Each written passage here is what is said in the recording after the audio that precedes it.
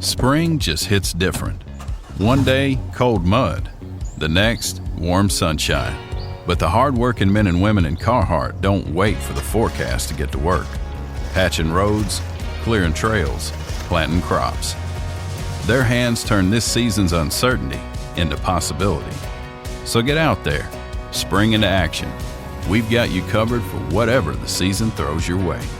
Carhartt, made possible.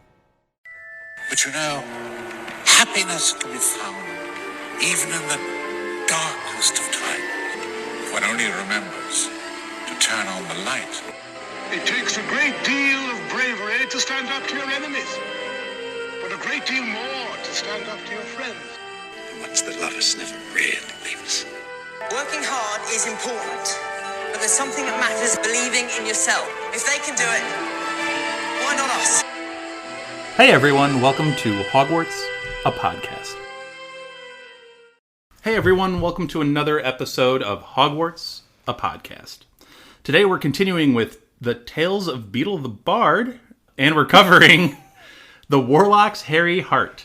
Julie is with us. Hey everybody! And I'm excited to continue on this path with these stories. I think they've been a lot more interesting than maybe I gave them credit to be. Especially Dumbledore's commentary. I am full on bought in on his commentary because it's been just stellar so far. So I'm excited to get your thoughts. And I think this tale has been pointed to as a direct mimic for some other famous fairy tales. Mm-hmm. So we'll get into all of that shortly. But first, we have a couple of comments to get to. And the first comment I actually want to get to is from Luke, who left a comment on Deathly Hallows, Chapter 15, The Goblin's Revenge. Luke says, "Hey guys, I love your podcast and have been listening since the start of your Goblet of Fire episodes. I love listening while doing academic projects and aim to continue listening next year at West Point. By the way, camping is my favorite, all caps, thing in the 7th book. Sorry, all. Thanks for all you do." Thank you so much, Luke, for the comment. Not only because you point out camping. That's what I have to say about the camping. Sorry, Luke. But could not have had a better guest on for this comment. Okay, wait. Can I tell you, though, that right now, my Instagram algorithm, I don't know if it's like a fad or not, but I keep getting served reels that are like, you want to know the best part about camping? You don't have to do it. Or, yes, I love camping under the stars, all 5 of them. So I feel like it's very on point that the camping gets brought up again today. Could not have picked a better person for this comment. But thank you also for the kind words, Luke. We really do appreciate hearing all of that. And congratulations on West Point. Yeah. That's amazing. Wow. So we'll go on to the next comment here, which is from Grant, and that he left on Tales of the Beedle the Bard, the Wizard, and the Hopping Pot. Very recent comment. And Grant says, "I was looking forward to this episode, and first of all, I'm so happy that you two took the time to answer both of my questions. I don't get to have many Harry Potter talks with anybody, so thank you so much. I smiled all through your long discussion regarding my questions. It felt like I was in the room. And yes, I've been flying through Half-Blood Prince.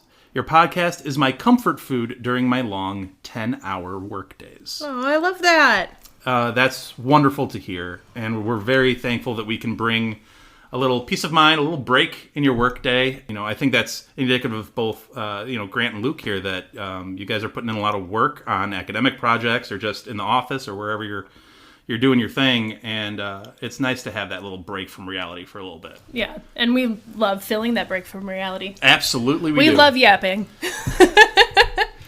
And now we get to yap about the Warlock's Hairy Heart.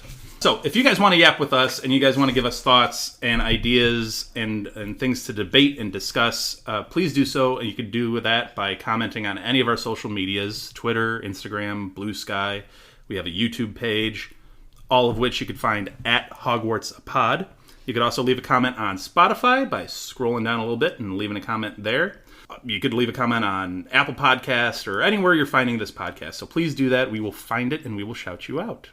Also, there are polls on Spotify. Scroll down on that episode, like I just said, and you can find the poll. Participate in it. We love seeing what do you guys think about the questions that we ask?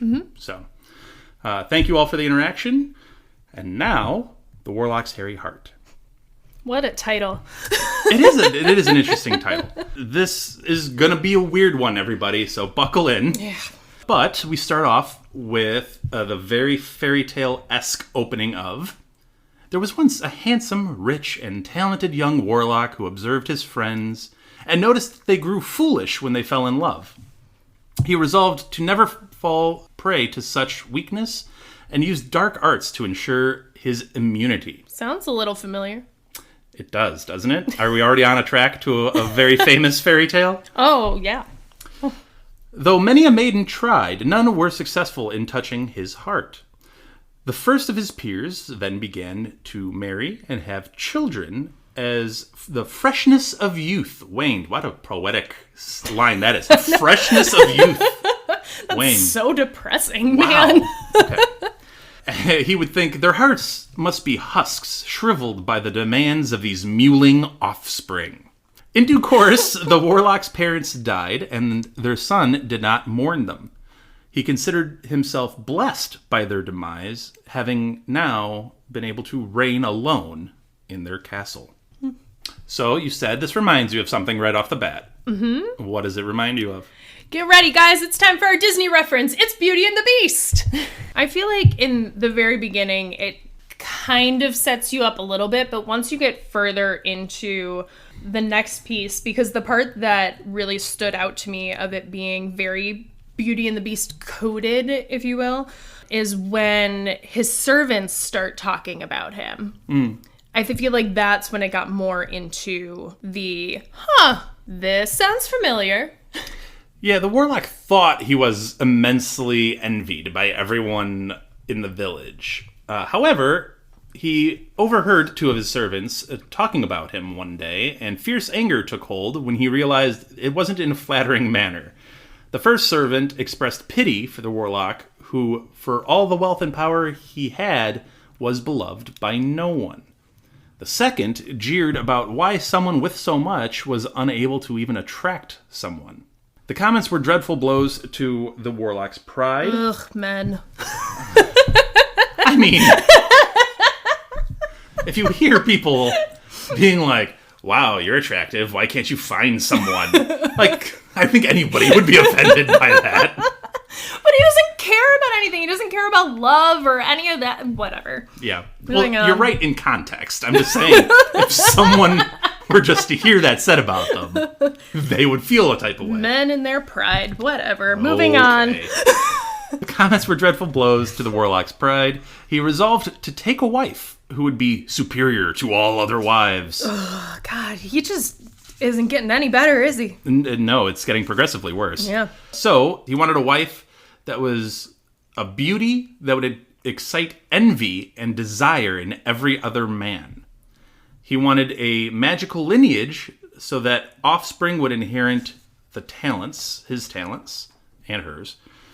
And he wanted a wealthy wife that was at least equal to his own so they can continue a comfortable lifestyle even as he would expand upon his little castle empire. Look, it's Gaston mixed with the Beast. Oh, that's a combo. That is a combo. But yes, this hits me as Gaston a little bit. Very much so. Except, I guess, magical lineage, he would appreciate a woman that could read. So, there is that. But anyway.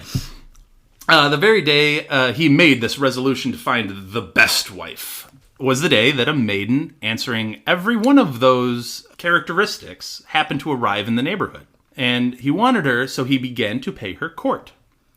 The young woman was both fascinated and a little repelled by the warlock's attentions. Belle. Fair.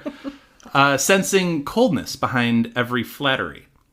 Her kinsfolk approved of the match, encouraging it. He's rich, he's handsome, go for it. And thus, she accepted an invite to a feast in her honor. Be our guest, be our guest. He showed up to this, though. He showed up. Okay, but also, the other thing, too, that hit me with sorry, everyone, there's Disney references everywhere this episode. It says, she had succeeded where 100 had failed, and it gave me when Lumiere and Cogsworth are talking, and they're like, she's the one who will break the spell! Yeah, that's true. The Warlock then begins expressing words that he stole from poets without any idea of the actual meaning of love behind them. Wait, but does it have to necessarily mean that he didn't know the meaning of love? Like, what if he's just sitting there, like, reciting, like, Edgar Allan Poe to her because he doesn't get what any of it means? That's fair. I was imagining it as, like, a robot. Like, no actual, like, I mean, I'm sure that's what inflection. it actually is, but, like, my first thought, like, because you think of all of the people who get portrayed of, like, oh, I know that poets are romantic, so I'm going to pick up a poetry book and read this poem. Or, like, when people read Shakespeare and they don't realize that Shakespeare is funny sometimes. Wow, shocker. Mm-hmm. I'm just imagining him, like, reading, like, Edgar Allan Poe, and it's actually a poem about, like, someone's, like, cursed demise, and he's thinking it's some romantic gesture. He would pick, like, with the heart, sticking with the heart theme, like the Telltale Heart. Yes. Like, oh, not what we're going for, my man. But this is romantic to me? I don't... Anyway.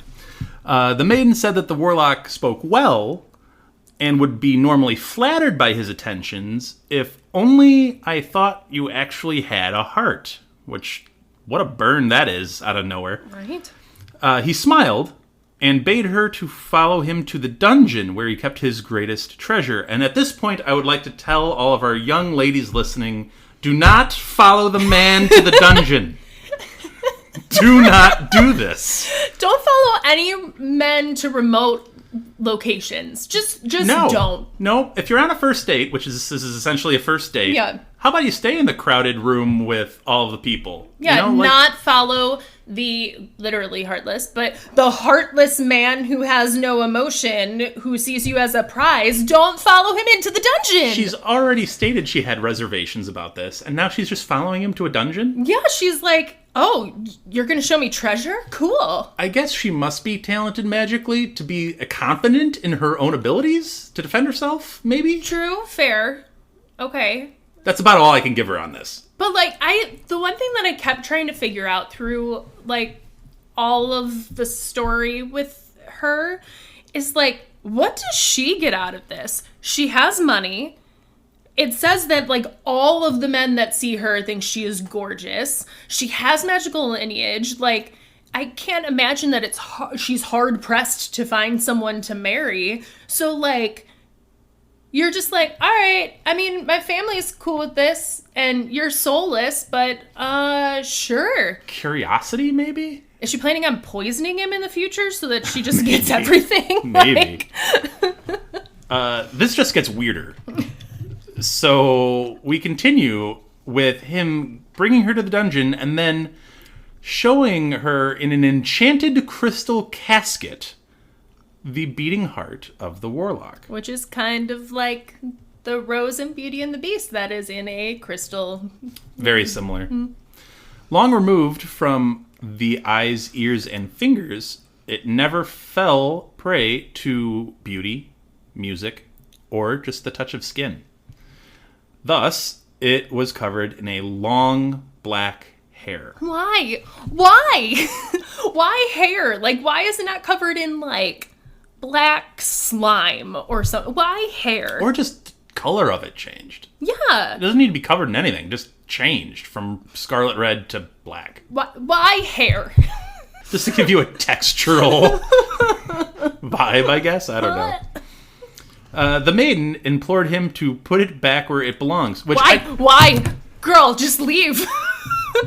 If you go somewhere with a man you just met and he's like, hey, look at this heart, isn't it cool? Get out!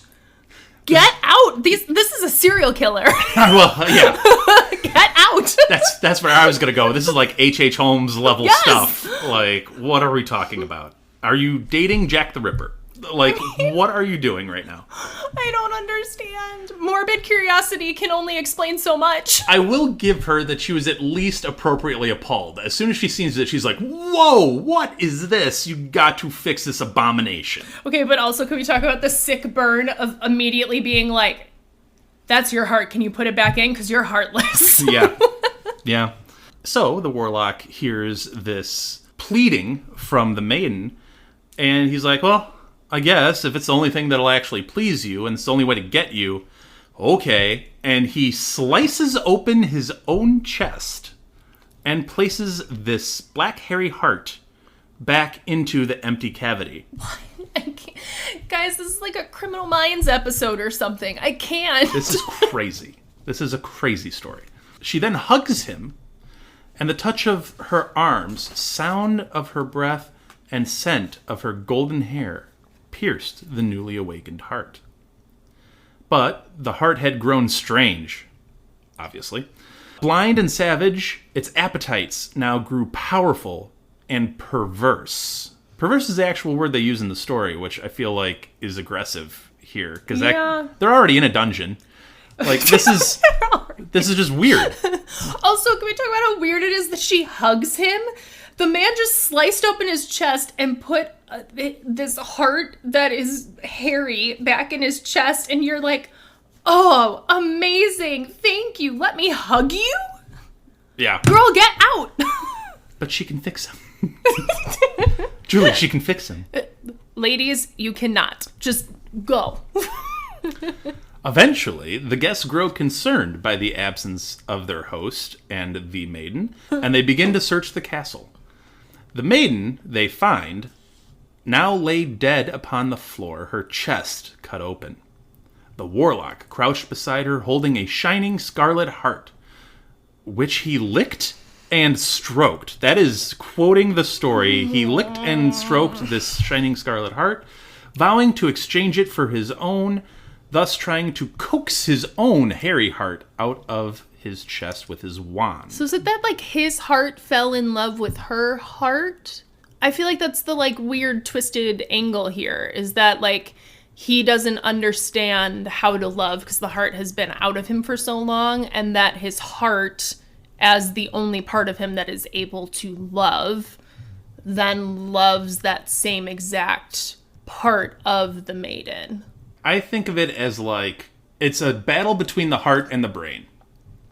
When he sees and feels what his new or old heart wants and feels, his brain is trying to fight it with like, no. I shouldn't have this. I need that. That's what I need.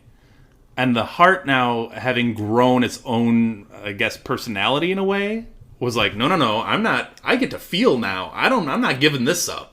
Like, you're going to have to wrench this out of your body and kill me to give up this new, like, I can sense things now. So it's like a mind versus heart battle. Yeah, I get what you're saying.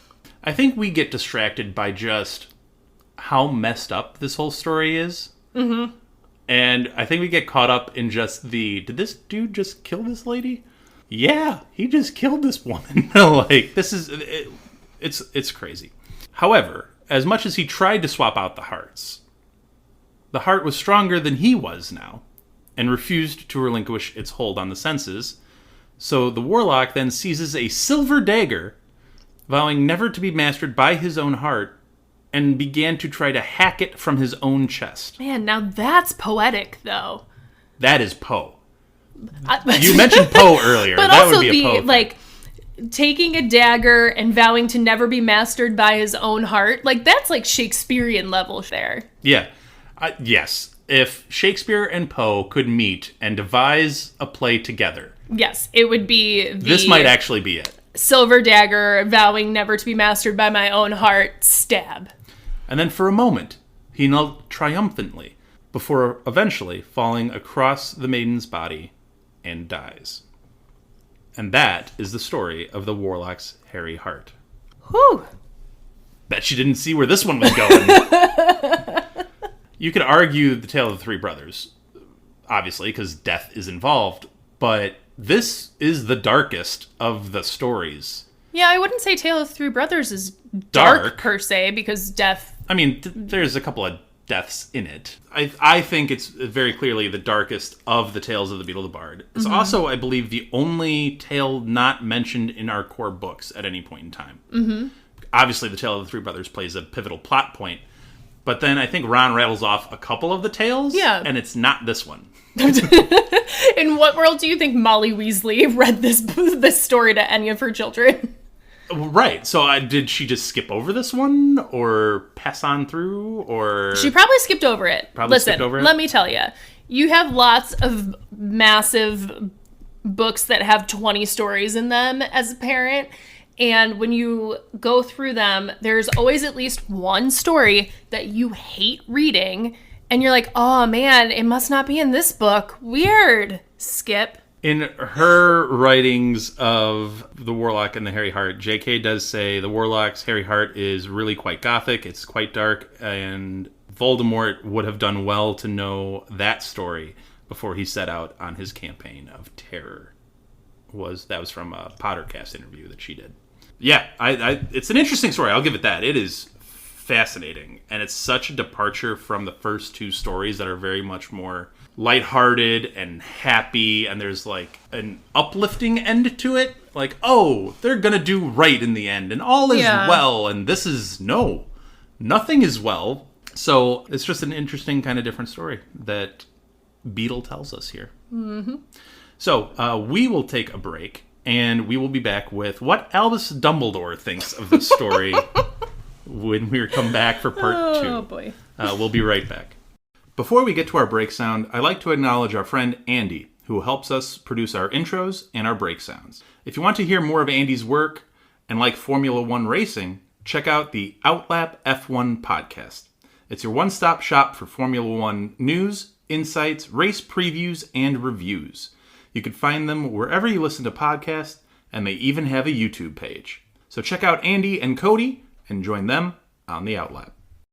Everyone knows that unexplainable it factor, that smile that lights up a room, that wow. Well, it doesn't happen by itself. There's chemistry behind the charisma. Colgate Optic White Pro Series toothpaste removes 15 years of deep-set stains when you brush twice daily for 2 weeks. How? The clinically proven formula is powered by Colgate's hydrogen peroxide complex. It works at the molecular level to gently dissolve stains deep within the enamel where your brush can't reach. It's proof that daily routine can be remarkable. That's the science of wow. Colgate Optic White.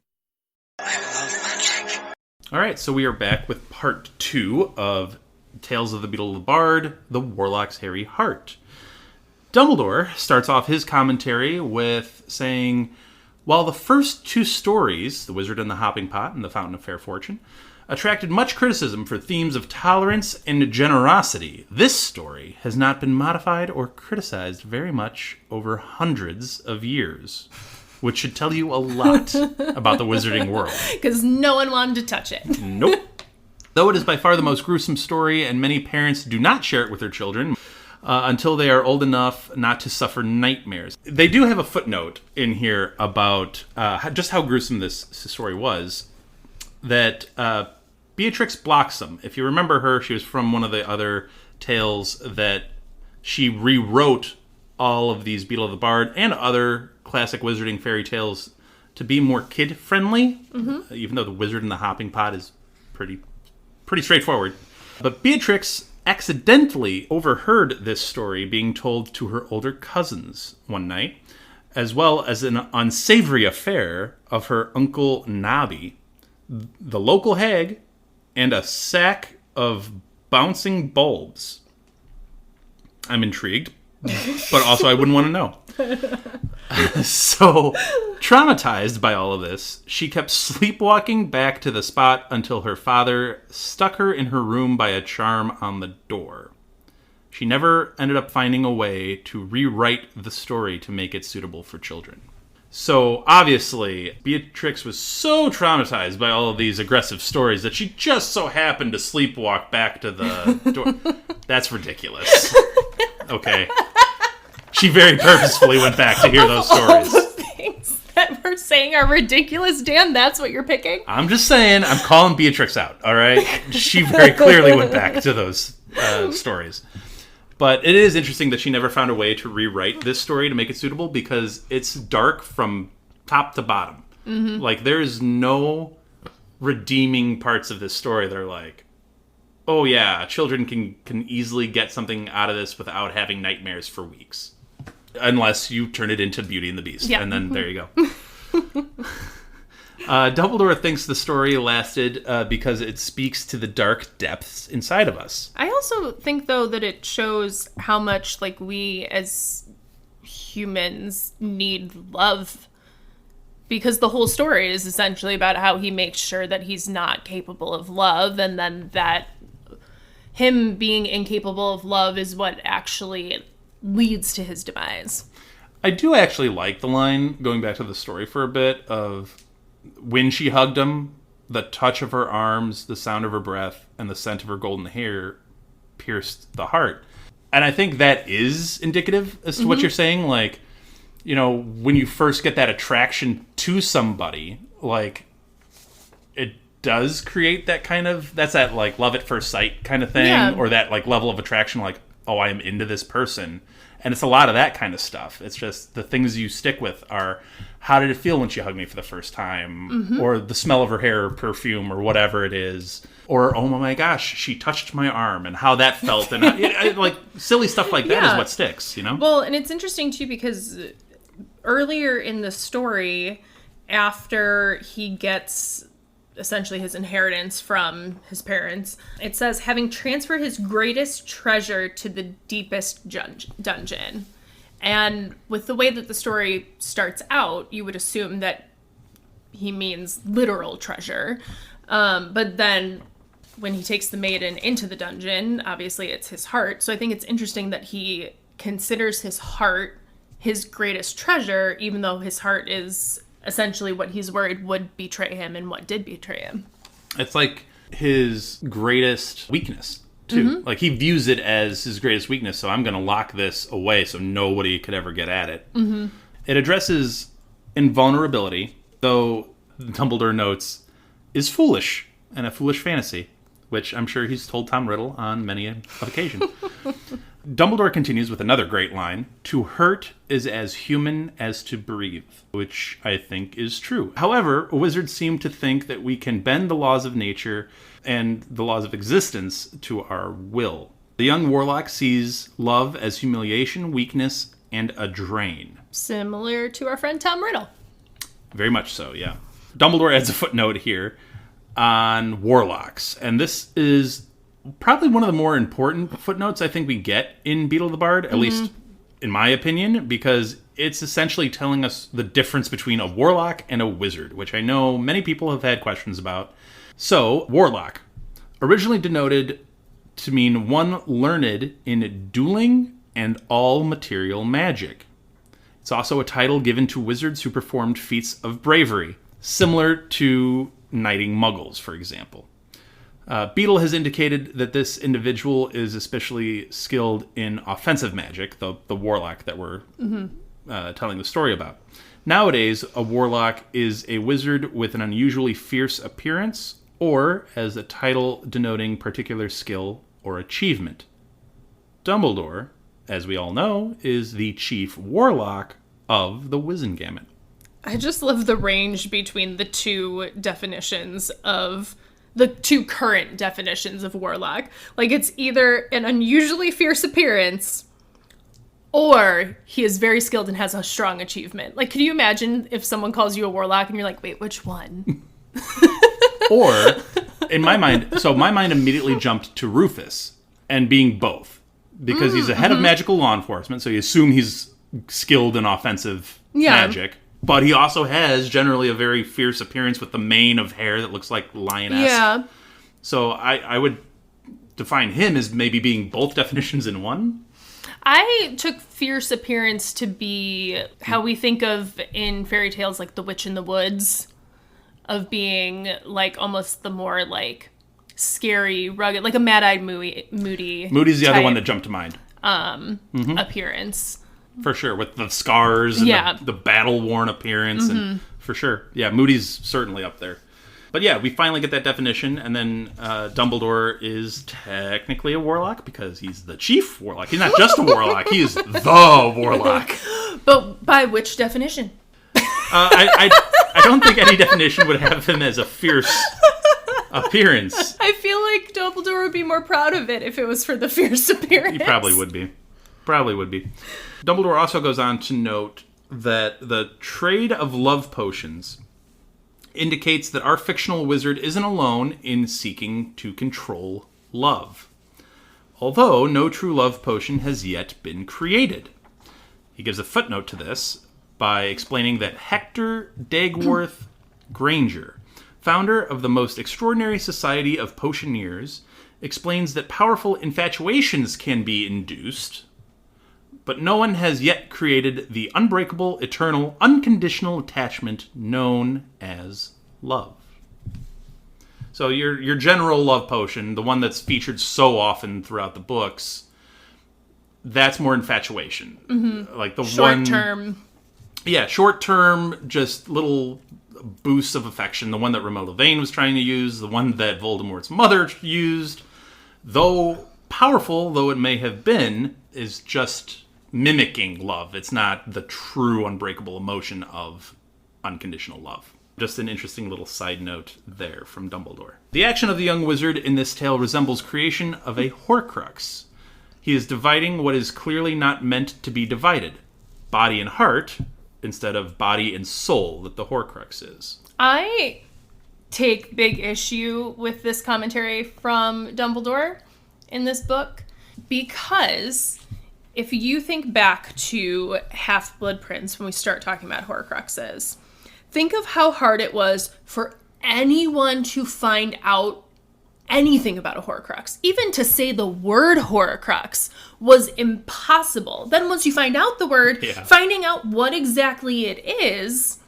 And now all of a sudden you're telling me that Dumbledore in a children's fairy tale book is like, hey guys, it's kind of similar to a Horcrux where you split your body and your soul. Like, come on.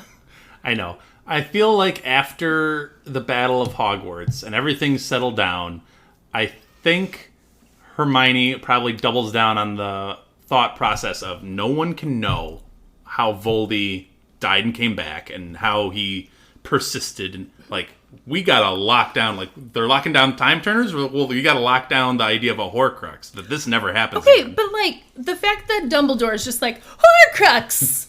Like, I know. Come on. So, peek behind the curtain here at Hogwarts a Pod. So, Julie and I, before we began recording, we were talking about some of the issues that we've had in some of these side books that she did for charity. Because at points, she does it really, really well, and I applaud her for the effort to kind of combine the magical world and the real world and kind of create that little level of fantasy. But in trying to do that, she does break a little bit with the canon that's there. Mm-hmm. And this would be one example of Dumbledore would not be like... In no world would Dumbledore ever put out there, like, hey guys, this is like a Horcrux. Yeah. Has anyone heard of a Horcrux before? This is clearly done to perk our interest and bring us back to the original core books and be like, ooh, connections. Well, and now that, like, everyone knows what it is, then it's the, like, oh, okay, now I understand what you're talking about. But in reality, like, it breaks away so much from Dumbledore's character that it really irked me. That being said, it is an apt comparison. Yes. So it is a really adept comparison between the two because, that's essentially what it is. Mm-hmm. And it's taking crazy magic. So again, the idea that this Warlock is super talented in magic, to be able to cut your own heart out and still live through that is insane. As Dumbledore gets to with, this all runs afoul of the first of Adalbert Waffling's fundamental laws of magic. Tampering with the deepest mysteries, the source of life, the essence of self, only if prepared for consequences of the most extreme and dangerous kind. Instead of superhuman, like the Warlock was intending to be, he now becomes inhuman, which I think is a really cool line. Yeah. I'd like to take a class on Adalbert Waffling's fundamental laws of magic. Sounds cool. Okay, Hermione. All right. So, Dumbledore also addresses the question that Julie had at the beginning of this episode with, why does the heart grow hair? The heart grows hair because it's symbolic of beasthood. Beauty and the Beast. Yes. Quote, to have a hairy heart, end quote, passed into everyday language describing a cold or unfeeling person. Dumbledore then continues on with a personal story of his aunt Honoria, calling off her engagement due to that individual having a hairy heart.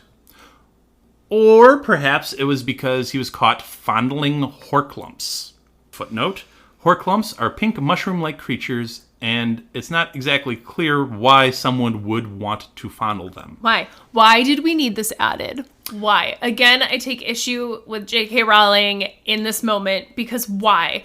Dumbledore says some weird stuff, but this is not Dumbledore saying weird stuff vibes. Why? Why did we need that? It doesn't sound like something that Dumbledore would say. And you know how protective he is about his family. Mm-hmm. He would never mention anything. No, he wouldn't say any type of weird, embarrassing story about his family. No, that's not him. It's not him. Dumbledore also references a rare self-help book in the wizarding world named The Hairy Heart, A Guide to Wizards Who Won't Commit, which has topped the bestseller lists. Footnote to this, not to be confused with Hairy Snout, Human Heart. Heart-rending account of one man's struggle with lycanthropy. God, this sounds like the book stuff sounds very like Lockhart-y. Like, and check out my new book, which is a bestseller. But not that other book that's not a bestseller. Yeah, that's true. I will say this. This is not my favorite Dumbledore's commentary that we've had so far. I do like the footnote about the definition of a warlock. I think is actually quite useful and interesting. Agreed. And the idea of love potions, that was a cool distinction to make.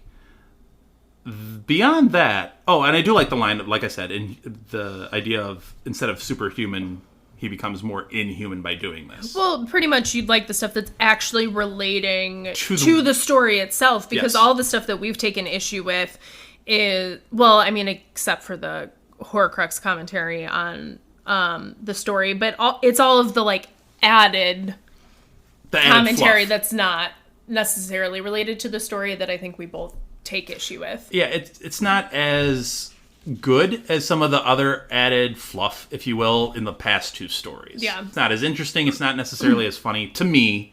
And it doesn't add to it. It doesn't add much. So not a huge fan of this particular Dumbledore commentary, while there's things to pick from. But yeah, how do we feel about the Warlock's Hairy Heart overall? You mean Beauty and the Beast? Well, I think we're both fans of Beauty and the Beast in the Disney realm. I like it from the perspective of, this feels like a story that would be taught in an English class similar to how we teach Poe. I don't necessarily think that it's as, like, nightmare-inducing as they make it out to be. Like, it is a gruesome story, but I feel like the way that they laid it out as a, like, oh man, and parents never told this to their kids, they just skipped over it because we don't know how to make this kid friendly.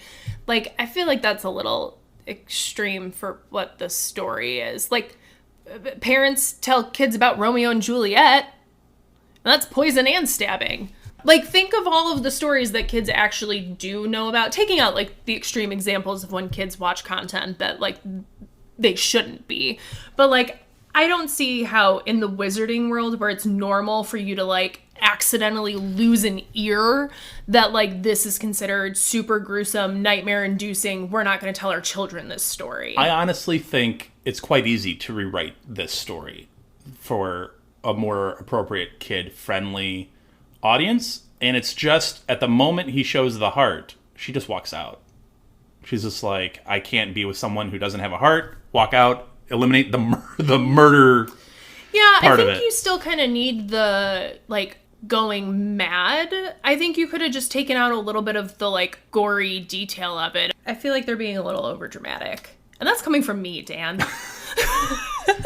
In a vacuum, I like the story because it is a diversion from the other stories here. It's different, which is fine. Yeah, but it also seems weird that you would have so many stories that kind of fit the same archetype, I guess, and then you're just like, you want to know what sounds good? A horror film in the middle of it. Let's go! We haven't done anything dark. Children need to learn about the world. Hey, we're halfway through this. We need to switch up the tone. Switch up the tone. Wake them up all of a sudden. It's been a little too happy here. Exactly. Well, let us know what you guys think of the Warlock's Hairy Heart. Do you like it? Do you not like the dark undertone? Not even undertones. Do you dislike the dark aspect of it? Let us know by giving us a comment on any of our socials, Twitter, Blue Sky, Instagram, YouTube, or leaving a comment on Spotify or Apple Podcasts or wherever you're listening to this. Participate in the poll that we leave on Spotify and engage with us. Have a conversation with us and let us know what you're thinking. We always love to interact and see what you guys have to say. So with that, we will wrap it up here. We will be back soon with another episode. Bye, guys. Thank you for listening to Hogwarts, a podcast. If you like what you've heard, please click the subscribe button on your preferred podcasting app and follow us on Twitter and Instagram at Hogwarts a Pod.